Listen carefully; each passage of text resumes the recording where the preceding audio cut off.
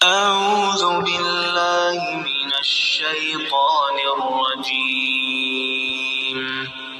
بسم الله الرحمن الرحيم.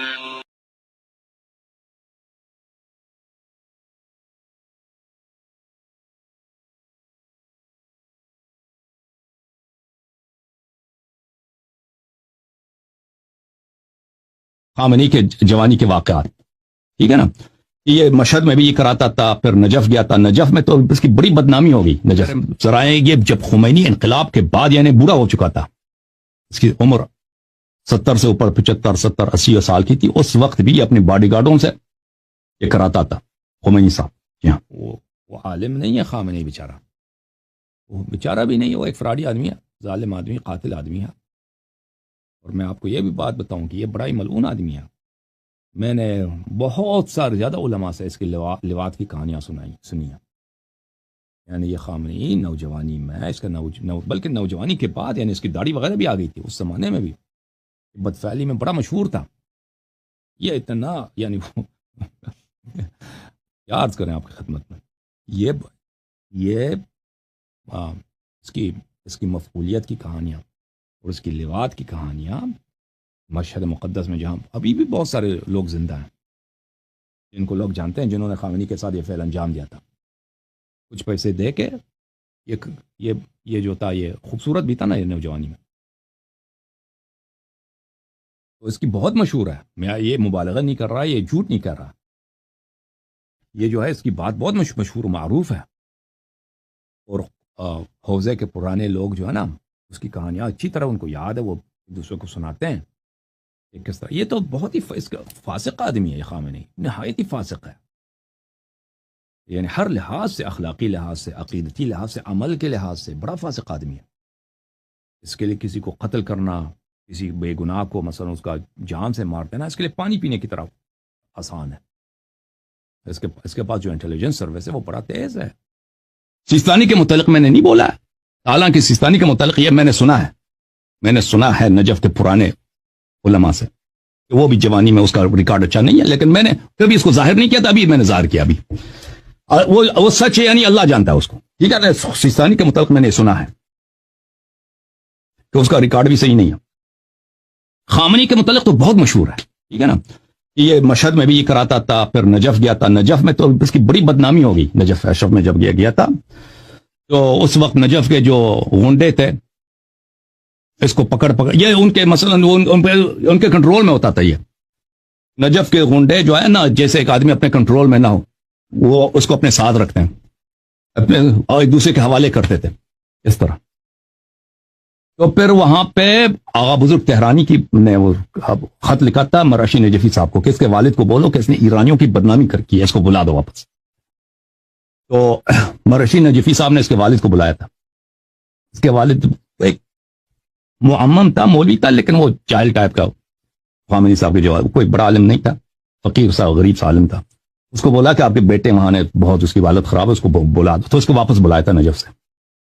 اچھا، اور یہ بھی اس کے متعلق مشہور ہے. اب میں خمینی کے متعلق بتا دوں کہ خمینی کے متعلق میں نے ثقہ علماء سے سنا ہے. یہ بھی نوجوانی میں یہ بھی جو تھا اس فعل میں مبتلا تھا. اور علامہ امینی صاحب الغدیر، یہ اس زمانے میں خمینی صاحب کا حجرہ تھا فیضیہ میں، ٹھیک ہے نا. فیضیہ میں ان کا حجرہ تھا. تو یہ اس حجرے میں علامہ امینی صاحب نے طلاب کو منع کیا تھا کہ اس کے حجرے کے سامنے نہ جانا، اس کے حجرے کے پاس کھڑا نہیں رہنا، یہ بدنام آدمی ہے، اس پہ آپ کو تہمت لگ جائے گی کہ یہ بدفعل آدمی ہے.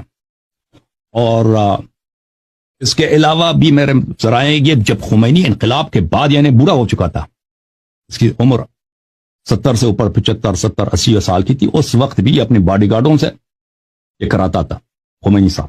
جی ہاں، یہ میں نے ثقہ ذرائع سے سنا ہے عزیزوں، ثقہ ذرائع سے.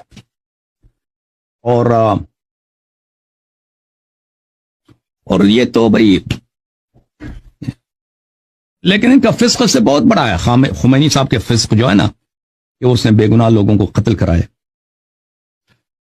اس کا جو محسن تھا آیت اللہ سید کاظم شریعت مداری ہے، اس کے ساتھ اس نے کیا کیا، سید اس کا جو تھا اس نے اپنے سید محمد روحانی کے ساتھ اس نے کیا کیا، سید صادق روحانی کے ساتھ اس نے کیا کیا، یہ سب بہت بڑے مراجع تھے، سید محمد شیرازی کے ساتھ اس نے کیا کیا. یہ سید صادق روحانی 15 سال تک اپنے گھر میں حبس میں تھے، ابھی ان کی انتقال ہوئی ہے. آغا حسن قمی طباطبائی، اس کے ساتھ اس نے کیا کہ یہ اکٹھے جیل میں گئے تھے. طباطبائی قمی 1963 میں جب شاہ کے خلاف تحریک چلی تھی، یہ دونوں اکٹھے یہ ساتھ میں، وہ ان کو مشہد سے پکڑ کے، ان کو اس کو قم سے پکڑ کے انہوں نے شاہ کے خلاف کیا بغاوت کی ہے، مثلا پروٹیسٹ کیا، تو ان کو جیل میں ڈالا تھا اس زمانے میں. تو وہاں پر خمینی کو وہاں سے چھوٹ ملا، چھوڑ کے وہ آزاد ہو گئے، ترکی چلے گئے. پتہ کیوں؟ اس لیے کہ خمینی نے وعدہ دے دیا جیل میں کہ میں توبہ کرتا ہوں، اب میں شاہ کے خلاف کچھ نہیں بولوں گا. لیکن طباطبائی قمی وہ مرد تھا، اس نے بولا کہ نہیں میں وعدہ نہیں کروں. وہ بیچارہ اسی زمانے سے شاہ انقلاب تک، جب انقلاب پیروز ہوا ہے اس زمانے تک وہ قید میں رہا، کبھی تبعید میں اور کبھی قید میں. اور پھر خمینی صاحب انقلاب کے بعد اپنے اسی ساتھی کے ساتھ انہوں نے کیا کہا، اتنے بڑے مرجے کے ساتھ اس نے بھی اس کو جیل میں ڈال دیا بیچارے کو، اس لیے کہ اس نے خمینی پہ تنقید کیا کہ آپ کے یہ کام خلاف شرع ہے. ٹھیک ہے نا. تو یہ اس نے خمینی اپنی باڈی گارڈوں سے کراتا تھا. میں جوانی کے ایام میں اس کے کیا مشکلات تھے، جنسی مشکلات ہیں جو ہم نے سنے مشائخ سے، ثقہ علماء سے. وہ کیا ہیں، وہ اپنی جگہ، لیکن یہ تو سب دنیا کے سامنے ہے. اس کے یہ افعال ان کے تو دنیا کے سامنے ہے. ٹھیک ہے نا بھائی. کہ بھائی آپ کا اب ٹیکسی ڈرائیور والا کام نہیں چلا، آپ کی بد اخلاقی کی وجہ سے وہ کام آپ کا بند ہو گیا. شروع میں یہ بیچارہ ٹیکسی چلاتا تھا، بد اخلاقی کی وجہ سے اس کمپنی نے اس کو نکال دیا. افغانستان والوں نے قبول نہیں کیا، ایران سے آپ کو نکالا گیا، عراق سے آپ کو نکالا گیا. تبھی تو میں نے کہا کہ بھائی آپ سے کیوں یہ مجتہدین بزرگ علماء، سنو بات سنو، ابھی کوشچن کا جواب سنو، ابھی رکو ذرا، صبر کرو، یہ میم دیکھیے نا، ابھی اس پہ عمل کرو. بھائی جہاں تک آپ کی عزت کا تعلق ہے، آپ کی عزت کیا ہے؟ آپ کو اپنے ملک والوں نے، آپ کے اپنے گھر والوں نے، آپ کے سب نے نکال دیا آپ کی بری حرکتوں کی وجہ سے، جو آپ کی حوض علم میں ہوتی تھی. فیضیہ میں جہاں پہ آپ رہتے تھے، چوکیدار کے ساتھ جو آپ کے معاملات رہے، فیضیہ میں جہاں پہ آپ رہتے تھے، چوکیدار کے ساتھ جو آپ کے معاملات رہے، فیضیہ میں جہاں پہ آپ رہتے تھے، چوکیدار کے ساتھ جو آپ کے معاملات رہے، اتنی آپ کی